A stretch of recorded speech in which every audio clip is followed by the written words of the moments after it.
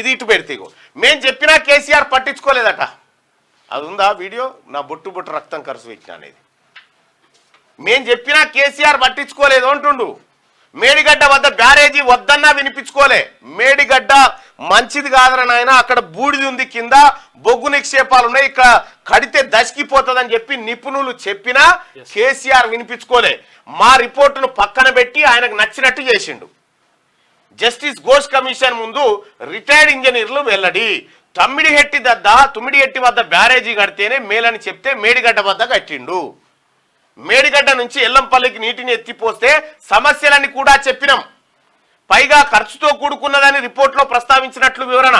కాళేశ్వరం ఏజెన్సీలు, సబ్ కాంట్రాక్టర్ల ఆర్థిక లావాదేవీలపైన జస్టిస్ ఘోష్ కమిషన్ ఫోకస్ చేసింది. తమ్మిడిహెట్టి వద్ద బ్యారేజీ కడితేనే ప్రయోజనం అంటూ తాము ఇచ్చిన రిపోర్ట్ను కేసీఆర్ పక్కన పెట్టేశారని, తనకు నచ్చినట్టు మేడిగడ్డ వద్ద బ్యారేజీ నిర్మాణానికి పట్టుబట్టారని రిటైర్డ్ ఇంజనీర్లు వెల్లడించారు. మేడిగడ్డ నుంచి ఎల్లంపల్లికి నీటిని ఎత్తిపోయడం వల్ల పలు సమస్యలు తలెత్తాయని, పైగా ఖర్చుతో కూడుకున్నదని చెప్పినా ఆయన వినిపించుకోలేదన్నారు. కాళేశ్వరంపై విచారణ జరుపుతున్న జస్టిస్ పినాకి చంద్రఘోష్ కమిషన్ ఎదుట 4 రిటైర్డ్ ఇంజనీర్లు వివరణ ఇచ్చారు. ఈ 4 అప్పటి బీఆర్ఎస్ సర్కార్ వేసిన అనంతరాములు కమిటీ సభ్యులే. మళ్ళా ప్రాణహిత చెవెళ్ల రీడిజైన్ లో భాగంగా కాళేశ్వరం ప్రాజెక్టు చేపట్టాలని భావించిన కేసీఆర్ ప్రాజెక్టు సాధ్యాసాధ్యాలపై 2015లో 5 రిటైర్డ్ ఇంజనీర్లు అనంతరాములు, వెంకటరామారావు, చంద్రమౌళి, దామోదర్ రెడ్డి, శ్యాంప్రసాద్ రెడ్డితో కమిటీ వేసిర్రు.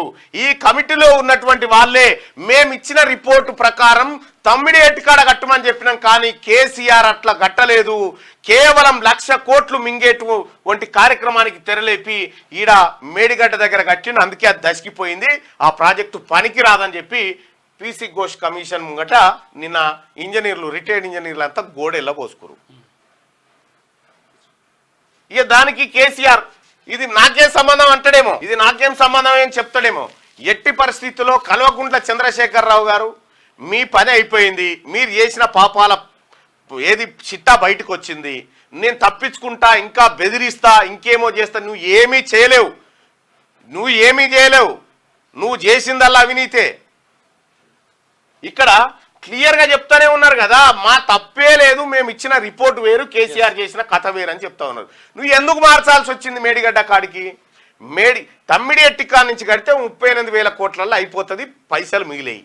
ఈడ కడితేనేమో 1,00,000 కోట్లు పెట్టాల్సి వస్తుంది, పైసలు దండిగా మిగులుతాయని ఈ దందా చేసిండు కేసీఆర్. ఇదే దందా చేసింది.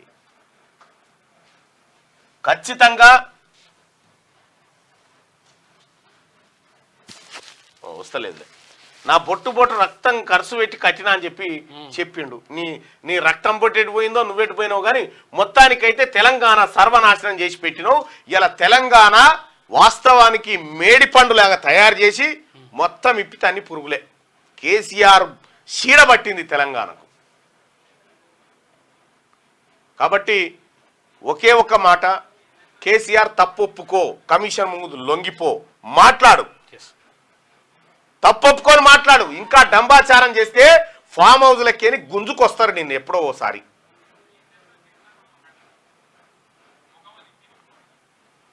నా రక్తం బొట్టు ఖర్చు పెట్టి నేనే కట్టిన కాళేశ్వరం కథ ఇంజనీర్లు బయట పెట్టి రాలే, మేము చెప్తినలేదా అని చెప్తా ఉన్నారు. ఈడ ఇదే రేపు ఈయనకు కూడా రాస్తాడు ఇంకో లెటరు. నీకేం తెలుగున్నదా ఏది పీసీ ఘోష్ గారు, అసలు నీకు తెలివే లేదు, నువ్వు అనర్హుడు అని చెప్పినా చెప్తాడు ఈ మేధావి. ఈ 70-80 పుస్తకాలు చదివిన మేధావి ఇది చెప్పినా చెప్తాడు. మొన్నేమంటాడు, కాళేశ్వరం గట్ల కూలిపోయింది సార్ అని చెప్పానంటే, దశకిపోయింది సార్ అంటే నాకేం సంబంధం, అది ఇంజనీర్లు చూసుకుంటారు. ఇప్పుడు ఇంజనీర్లు వచ్చేయమంటారు, మేము చెప్పిన కాడ కట్టలేదు, అదంతా కేసీఆర్ నిర్ణయం అని చెప్తా ఉన్నారు. ఇంజనీర్తో మాట్లాడదాం సార్. ఎవరు? దొంత లక్ష్మీనారాయణ కానీ లేకపోతే ఇంకా శ్యాంప్రసాద్ రెడ్డి గారు లేరు, కలిసి ఆ కమిటీలో ఉన్నటువంటి వాళ్ళని పట్టుకొని చేయి.